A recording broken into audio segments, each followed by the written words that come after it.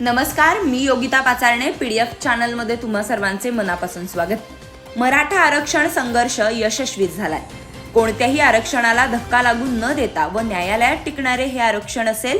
सरकारचे प्रतिनिधी म्हणून मुख्यमंत्री एकनाथ शिंदे, उपमुख्यमंत्री अजित पवार, देवेंद्र फडणवीस यांचे अभिनंदन करतो असे सांगून मराठा आरक्षणावरून कुणाचा आक्षेप असणे आता चुकीचे ठरेल. माजी उपमुख्यमंत्री छगन भुजबळ यांनी वेगळी भूमिका घेऊन यापुढे मराठा समाजाचा रोष ओढावू घेऊ नये असा इशारा आमदार दिलीप मोहिते पाटील यांनी दिलाय. त्याचबरोबर मराठा आरक्षण आंदोलनात सहभागी झाल्यामुळे आपल्यावर गंभीर स्वरूपाचे गुन्हे दाखल झाले होते. संबंध नसताना त्याचा त्रास सहन करावा लागला. मात्र आरक्षण मिळावे यासाठी आपण हे आनंदाने अंगावर घेतले असा खुलासा आमदार मोहिते पाटील यांनी आरक्षण मिळाल्यावर प्रतिक्रिया व्यक्त करताना केला.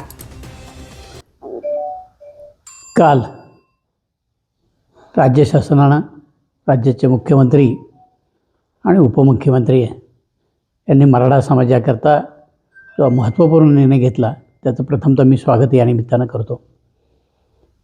अनेक वर्षानंतर मराठा समाजाला खऱ्या अर्थानं न्याय मिळवून देण्याचं काम आदरणीय जरांगे पाटलांनी केलेलं आहे. एक मराठा योद्धा, मराठा समाजाच्या घरातला ताईत म्हणून आज खऱ्या अर्थानं त्यांचं लोक वर्णन करतात. प्रसारमाध्यमं असतील, मराठा समाजातले अनेक लोक असतील, आज खऱ्या अर्थानं त्यांच्या प्रेमात पडलेत. एखादा नेता कसा असावं याचं उत्तम उदाहरण आपल्याला जरांगे पाटलांच्या निमित्तानं पाहायला मिळेल. कुठलीही चर्चा करताना ती कानात न करता लोकांच्या समोर करावी आणि लोकांना सगळं सांगावं अशा प्रकारचा पहिल्या दिवसापासून त्यांनी हट्ट धरला आणि तो हट्ट शेवटपर्यंत धरून तो पूर्ण करण्याचं कामसुद्धा त्यांनी केलं. आज केवळ आणि केवळ त्यांच्या अथक परिश्रमामुळं आणि प्रयत्नामुळं आज मराठा समाजाला या ठिकाणी हे आरक्षण मिळालेलं आहे.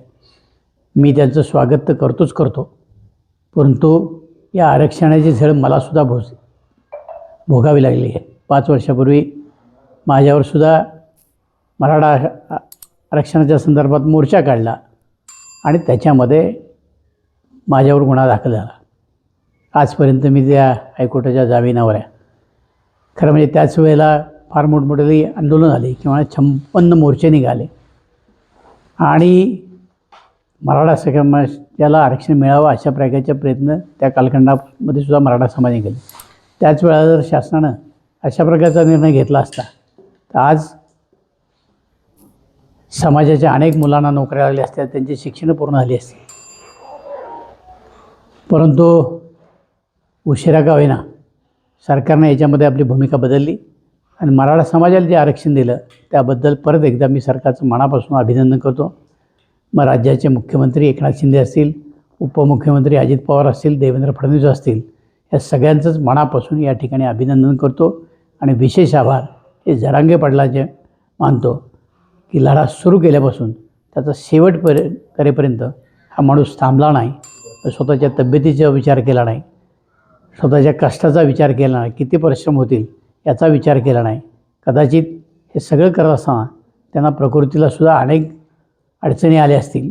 त्या सगळ्यावर मात करून या योद्ध्यानं हा लढा जिंकला. त्याला लाख लाख शुभेच्छा. धन्यवाद. जरांगे पाटील राजगुरुनगरच्या या पावन आणि पुण्यभूमीमध्ये आले होते. मी एक मराठा समाजाचे आमदार म्हणून त्यांना आवर्जून भेटलो, स्टेजवर जाऊन त्यांचं अभिनंदन केलं आणि त्यांना शुभेच्छा दिल्या. माझे जे अनेक सहकारी होते त्यांनासुद्धा मी सांगितलं की आपल्या समाजाचा प्रश्न आहे, तुम्ही सगळेजण त्या ठिकाणी जा आणि ती सभा अत्यंत यशस्वी करण्याचं काम त्या कालखंडामध्ये माझ्या खेड तालुक्यातील सर्व कार्यकर्त्यांनी केलेले आहे. राहता राहिला प्रश्न माझ्या केसवरचा. आपल्या सगळ्यांनाच कल्पना आहे की त्या कालखंडामध्ये सुद्धा निर्णय झाला की मराठा समाजाच्यावर ज्या केसेस झाल्या त्या सगळ्या काढून घ्यायच्या आणि कालसुद्धा तो विषय झाला की ज्या ज्या केसेस मराठा मोर्चाच्या निमित्तानं झाल्या त्या सगळ्या राज्य सरकारनं मागे घ्याव्यात. कदाचित मी त्या याच्यामधनं मला सुटका मिळेल, ती मिळावी अशा प्रकारची अपेक्षा करतो की आता ठरलंच आहे तर सगळ्याच केसेस मागे घेऊन टाका आणि सगळ्यांना या त्रासातनं मुक्त करा. धन्यवाद. राज्याचे माजी उपमुख्यमंत्री आणि सध्याचे मंत्री आणि ओबीसी समाजाचे नेते छगन भुजबळ यांची एक स्वतःची भूमिका आहे, त्यांचा स्वतःचा एक विचार आहे. हे लोकशाहीचं राज्य आहे, इथं प्रत्येकाला आपला विचार मांडण्याचा अधिकार आहे. आम्ही जसं आरक्षण मागतो तसं एका ते सुद्धा समाजाकरता आरक्षण मागत होते. त्यावेळेला आम्ही त्यांना कधीच विरोध केला नाही. माझी त्यांनासुद्धा या निमित्तानं नम्र विनंती राहणार आहे की तुमच्या जर आरक्षणाला धक्का लागला नाही आणि आम्हाला अतिरिक्त जर त्याच्यामध्ये आरक्षण मिळणार असेल तर तुम्ही त्याच्या संदर्भात वेगळी भूमिका घेऊ नका आणि मराठा समाजाचा रोष ओढवून घेऊ नका, एवढीच माझी त्यांना या निमित्तानं विनंती राहील.